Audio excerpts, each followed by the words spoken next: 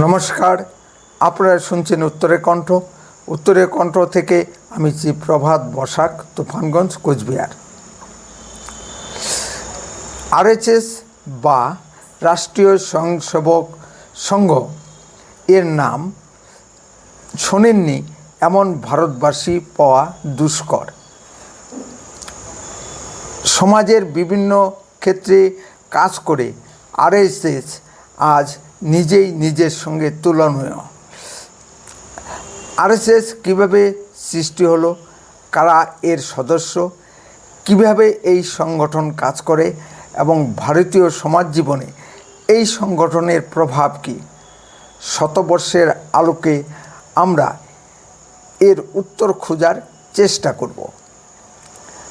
আরএসএসের নিয়ে সারা পৃথিবী জুড়ে গবেষণা হচ্ছে ও পৃথিবীর মানুষের অপার কৌতূহল এই সংগঠন নিয়ে। আসুন আরএসএসের সদস্য কারা, এই প্রশ্নটির উত্তর দেওয়ার চেষ্টা করি। আরএসএসের লিখিত কোনো সদস্য হয় না, বলা হয় সমগ্র পৃথিবীর হিন্দু সমাজ এর সদস্য। এর হেড অফিস মহারাষ্ট্রের নাগপুরে। আরএসএসের প্রধানকে বলা হয় সরসংঘ চালক। প্রথম সরসংঘ চালক ছিলেন স্বর্গীয় কেশব বলিরাম হেডগেওয়ার। বর্তমান সরসংঘ চালক ডক্টর মোহন ভাগবতজি। এবার আসুন আরএসএস কেন এবং কিভাবে সৃষ্টি হলো, এই প্রশ্নটির উত্তর খোঁজার চেষ্টা করি। আরএসএসের সৃষ্টি হয়েছিল নাগপুরে 1925 সালের শুভ বিজয়া দশমীর তিথিতে। যার মাথা থেকে এই মহৎ পরিকল্পনাটি বের হয়েছিল তার নাম স্বর্গীয় কেশব বলিরাম হেডগেওয়ার। তিনি মহারাষ্ট্রের উচ্চকুলীয় ব্রাহ্মণ পরিবারের সন্তান। তিনি একাধারে ছিলেন ডাক্তার, স্বাধীনতা সংগ্রামী, বিপ্লবী, মহৎ সংগঠক ও বিশিষ্ট চিন্তাবিদ। তিনি মহারাষ্ট্র থেকে কলকাতায় এসেছিলেন চিকিৎসাবিদ্যা অধ্যয়নের জন্য এবং কলকাতার ন্যাশনাল মেডিকেল কলেজে ভর্তি হয়েছিলেন। তিনি কাছ থেকে তদানীন্তন অবিভক্ত বাংলাদেশের বিপ্লবী আন্দোলন গভীরভাবে প্রত্যক্ষ ও অধ্যয়ন করেছিলেন। তার চিন্তায় একটি প্রশ্ন উদয় হয়েছিল যে ভারত কেন বারবার বিদেশি শক্তির দ্বারা আক্রান্ত হয়। আমরা যদি ইংরেজদের কাছ থেকে স্বাধীনতা লাভ করিও, আমরা কি সেই স্বাধীনতা ধরে রাখতে সমর্থ হব? তাহলে আমাদের কি করতে হবে? এই বিষয়গুলো তিনি গভীরভাবে অনুসন্ধান করতে থাকেন। তার এই চিন্তার ফসলই একটি নতুন ধারার সংগঠন আরএসএস। আরএসএস কোনো রাজনৈতিক সংগঠন নয়, হিন্দুদের সামাজিক সংগঠন। এই হিন্দু শব্দটির ব্যাখ্যা ব্যাপক। এখানে হিন্দু বলতে বোঝানো হয়েছে যারা হিন্দুস্থানে বাস করে তারাই হিন্দু। সে ধর্মে সনাতন হতে পারে বা ধর্মে ইসলাম হতে পারে বা অন্য কিছু। হিন্দু কোনো ধর্মবাচক শব্দ নয়, দেশবাচক শব্দ।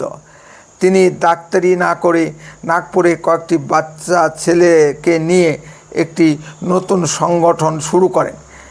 এই সংগঠনে প্রতি স্টেপে স্টেপে ইতিহাস জড়িয়ে আছে, যা এই স্বল্প পরে বলা সম্ভব নয়।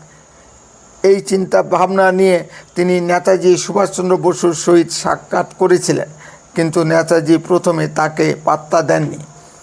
1938 সালে নেতাজি কংগ্রেস থেকে বহিষ্কার হবার পর ডাক্তারজির চিন্তা ভাবনার গুরুত্ব অনুধাবন করতে পেরেছিলেন। নেতাজি ছুটে নাগপুরে গিয়েছিলেন ডাক্তারজির সাথে দেখা করতে, কিন্তু দুর্ভাগ্য আমাদের যে তখন ডাক্তারজি মৃত্যু শয্যায় এবং কথা বলার বন্ধ হয়ে গেছে। ফলে তাদের ভিতর মতের আদান প্রদান করা সম্ভব হয়নি। আরএসএস মনে করে দেশে যদি চরিত্রবান দেশপ্রেমিক মানুষ গড়া না যায়, তাহলে দেশের স্বাধীনতা ও সার্বভৌমত্ব রক্ষা করা সম্ভব নয়। তাই আরএসএসকে বলা হয় মানুষ গড়ার কারখানা। আরএসএস কিভাবে কাজ করে তার উত্তর খোঁজার চেষ্টা করি। দেশপ্রেমিক চরিত্রবান মানুষ গড়ার জন্য আরএসএস কিছু বাচ্চা ছেলে মেয়েদেরকে নিয়ে স্থানে স্থানে সমবেত হয়। একে শাখা বলা হয়। শাখায় বাচ্চা বয়স থেকেই ছেলে মেয়েদেরকে চরিত্র ও দেশপ্রেমের পাঠ প্রতিদিন অনুশীলন করানো হয়। শেষে প্রার্থনা হয়। বছরে একবার করে ট্রেনিং ক্যাম্প হয়। স্বয়ংসেবক অর্থাৎ নিজেই নিজেদের সেবক, তাই সকলেই নিজেদের অর্থ ব্যয় করে এই ট্রেনিং ক্যাম্পগুলোতে অংশগ্রহণ করে। আরএসএস বাইরে থেকে কোনো চাঁদা তোলে না বা সংগঠন চালানোর জন্য বছরে একবার গুরু পূর্ণিমাতে গুরু দক্ষিণা করা হয়। যে যার সামর্থ্য মতো গুরু দক্ষিণা করে। এই অর্থ দিয়েই সারা বছরের সংগঠনের কাজ চলে। আরএসএস এর গুরু কোনো ব্যক্তি বিশেষ নয়। গরিব ধসকে আরএসএস গুরু বলে স্বীকার করে। ব্যক্তি বা আমরা যাদের ভগবান বলে মনে করি তারা কেউ ভুল ত্রুটির ঊর্ধ্বে নয়। ভারতীয় সমাজ জীবনে আরএসএসের অভিঘাতটি ঠিক কী? বিভিন্ন সামাজিক, সাংস্কৃতিক, রাজনৈতিক ও অর্থনৈতিক ক্ষেত্রে আরএসএস নীরবে কাজ করে যাচ্ছে। আজ যে ভারতের প্রধানমন্ত্রী হিসেবে শ্রী নরেন্দ্র মোদীজিকে দেখতে পাচ্ছি তা আরএসএসের চিন্তা ভাবনার ফসল। ভারতের শিক্ষাক্ষেত্রে ভারতীয় শিক্ষণ মণ্ডল, অখিল ভারতীয় বিদ্যার্থী পরিষদ, একল বিদ্যালয়, শ্রমক্ষেত্রে ভারতীয় মজদুর সংঘ, সামাজিক ক্ষেত্রে বিশ্ব হিন্দু পরিষদ, বনবাসী কল্যাণ আশ্রম এবং রাজনৈতিক ক্ষেত্রে ভারতীয় জনতা পার্টি নীরবে কাজ করে যাচ্ছে। আরও অনেক ক্ষেত্রেই স্বয়ংসেবকরা কাজ করছেন, তাদের নাম হয়তো আমি জানি না। শিক্ষাক্ষেত্রে ধর্মনিরপেক্ষ বামপন্থী ও নকশালপন্থী চিন্তা ভাবনাকে প্রতিহত করতে অখিল ভারতীয় বিদ্যার্থী পরিষদ নিরন্তর কাজ করে চলেছে। আমাদের বনবাসী ভাই বোনেদের অজ্ঞতার সুযোগ নিয়ে খ্রিস্টান মিশনারিরা ধর্মান্তরিত করে চলছে। লোভ ও ভয় দেখিয়ে মুসলমানরা হিন্দু সমাজের কাউকে ধর্মান্তরিত করছে। হিন্দু মেয়েদের অজ্ঞতার সুযোগ নিয়ে ব্যাপকভাবে লাভ জিহাদের ফাঁদে ফেলছে। এই ধরনের মেয়েদের শেষ পরিণত হয় ভারতের বিভিন্ন বেশ্যালয়ে। বনবাসী কল্যাণ আশ্রম ও বিশ্ব হিন্দু পরিষদ নিরন্তর ধর্মান্তকরণের বিরুদ্ধে কাজ করে যাচ্ছে। এদের নিরন্তর কাজের ফলে নকশাল প্রভাবিত এলাকাগুলি নকশাল মুক্ত হচ্ছে। মানুষ পুনরায় নিজ ধর্মে ফিরে আসছে। আগে কেউ হিন্দু সমাজ থেকে বিচ্যুত হলে নিজ ধর্মে ফিরে আসতে পারত না। আরএসএসের নিরন্তর কাজের ফলে সমাজের এই ধ্যান ধারণা পাল্টে গেছে। বামপন্থী চিন্তাধারার জনকরা ভারতের বিভিন্ন বিশ্ববিদ্যালয় থেকে আস্তে আস্তে পিছু হটছে।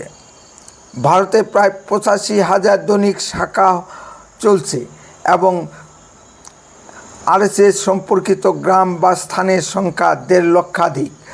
লক্ষ লক্ষ স্বয়ংসেবকগণ নিজের জীবনকে বাজি রেখে ঘর সংসার ছেড়ে নিরন্তর কাজ করে যাচ্ছে। এই কাজ ঈশ্বরীয় কাজ। আরও অনেক কাজ বাকি আছে। আরএসএস চায় আরও অনেক কর্মীকে যারা অন্ততপক্ষে 2 বছরের জন্য সমাজের কাজে প্রচারক হিসেবে কাজে যোগ দিবেন। আরএসএস চায় ভারতের প্রত্যেকটি গ্রাম আরএসএসের শাখা যুক্ত হোক। উত্তরে কণ্ঠ সর্বদাই বাস্তব ও সত্য কথা বলে। আরও এ ধরনের ভিডিও পেতে দয়া করে এক্ষুনি চ্যানেলটিকে সাবস্ক্রাইব করুন। আপনার মূল্যবান মতামত কমেন্টে লিখুন। যদি ভিডিওটি ভালো লেগে থাকে তাহলে অন্ততপক্ষে 10 জনের মধ্যে ভিডিওটি শেয়ার করুন। উত্তরে কণ্ঠ দেশের কথা বলে, দশের কথা বলে। আপনারা চোখ রাখুন উত্তরে কণ্ঠের পর্দায়। আপনার অঞ্চলে ঘটে যাওয়া কোনো ঘটনার ভিডিও এই হোয়াটসঅ্যাপ নাম্বারে পাঠান। গুরুত্ব বুঝে আমরা তা প্রচার করব। বন্দে মাতরম। ভারত মাতা কি জয়।